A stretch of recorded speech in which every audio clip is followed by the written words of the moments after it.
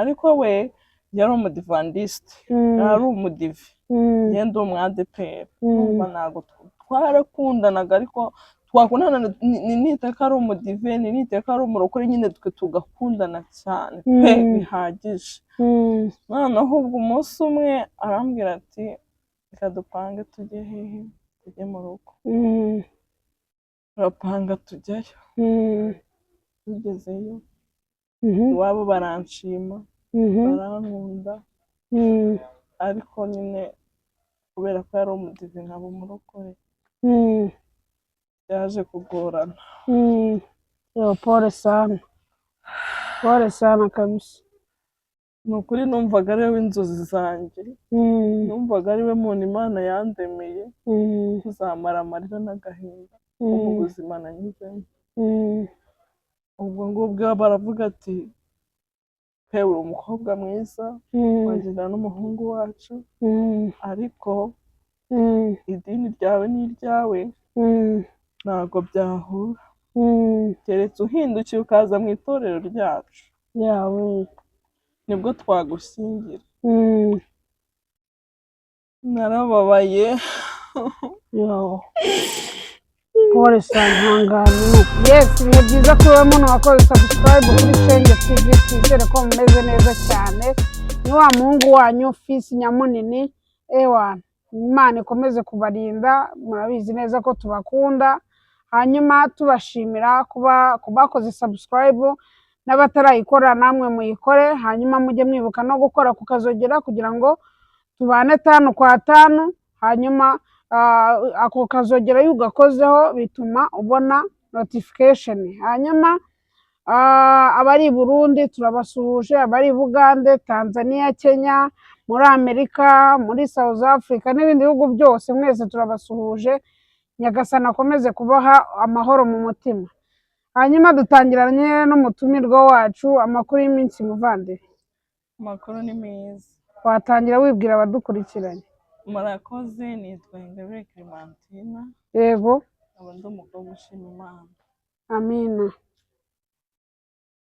Ukaba uri umukobwa ushima Imana. Hanyuma Ingabire Clementina, amakuru y'iminsi? Amakuru ni meza, bashima Imana. Ko mbona ufite ikirokore cyane cyane muri wowe, bimeze bite? Oya, Yesu Kristo yaduhinduriye ubuzima. Twari kure, twari mu byaha hashize hacu, ariko twahinduwe ibyaremwe bishya. Turi muri Kristo, turishimye, mbese dufite amahoro ab'isi badatanga. Bayashakiye mu nzoga turayabura, tuyashakira mu biyobyabwenge ntitwayabona, ariko tugeze ku mugabo bita Yesu twabonye amahoro ashimishije, amahoro adasanzwe. Icyakora byo Yesu afite amahoro, kandi Yesu atanga amahoro. Tunashishikariza abadafite Yesu mu mutima rwose barwana no kumubona, kuko iyi si dutuyemo ahangaha turi hahoze n'abandi n'abazaza nabo bazahava haze n'abandi. Urumva muri make isi ni intizanyo twatijwe, ubu rero dukora ibyiza hakiri kare. Hanyuma umeze neza se? Meze neza, ariko ntabwo ari cyane, ariko uko biri meze neza.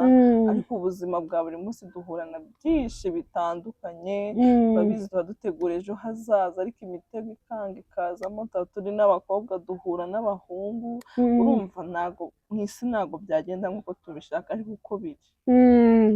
Warampamagaye urambwira uti Fisi, njya mbona ukora ibiganiro, ndashaka kuzaguha story yanjye y'ubuzima bwanjye y'ibyambayeho, nagira ngo nyine wisangize abantu. Okay, murakoze.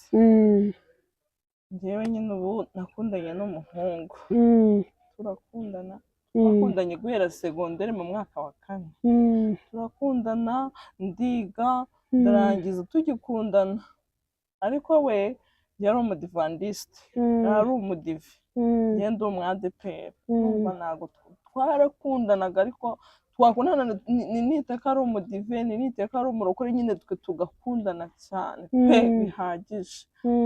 Noneho ubwo umunsi umwe arambwira ati reka dupange tujye hehe, tujye mu rugo.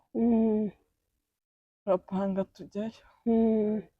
Tugezeyo iwabo baranshima barankunda ariko nyine kubera ko yari umudive nkaba umurokore byaje kugorana. Pole sana kabisa. Ni ukuri numvaga ari we inzozi zanjye, numvaga ari we muntu Imana yandemeye kuzamara amarira n'agahinda ko mu buzima nanyuzemo. Ubwo ngubwo baravuga ati pe uri umukobwa mwiza wagendana n'umuhungu wacu ariko idini ryawe n'iryawe ntabwo byahura keretse uhindukiye ukaza mu itorero ryacu nibwo twagushyingira. Narababaye. Pole sana, ntihangane ni ukuri. Ni ukuri urukundo ntabwo ari ikintu, urukundo rurababaza cyane, ni ukuri ndabizi ko rubabaza pe. ababyeyi nyine ari ibintu batajya bitaho, buriya kuvuga ngo itorero ngo ndi umudive ndi umugaturika ngo ndi iki ngo ntabwo twabana kubera iki. Ubuzima nahise niheba, mbaho nihebye. Yarankundaga nanjye mukunda ku rwego rwo hejuru bihagije, ariko nyine urugendo rw'ubuzima nanjye nawe naho rwarangiriye. Story yanjye y'ubuzima itangira kuba mbi, nangira kubaho nihebye, nangira kubaho nabi. Pole sana ni ukuri. Ariko nyine ubwo Imana nayo yari ibizi. None se mwe mukundanye imyaka ingahe? Urumva twakundanye niga mu wa 4 mu wa 5, urumva twakundanye mu myaka igera muri 6. Nta kintu kiri turakorana, nta cyumva ku rwego ruri hejuru. Ariko nyine tugeze mu gihe cyo kuvuga ngo reka dushinga urugo turakuze, ubwo yararangije kwiga kaminuza nanjye ndimo hagati aravuga ati njyewe nzakurihirira noneho wige tubana. Ndabyemera nawe arabyemera. Ubwo tugiye gutangiza umushinga tubigejeje mu babyeyi barabyanga, ubwo babigenze gutyo. Ababyeyi b'umuhungu nibo babyanze. Ababyeyi baravuze ati kiretse we nuhindukira ukaza mu badive.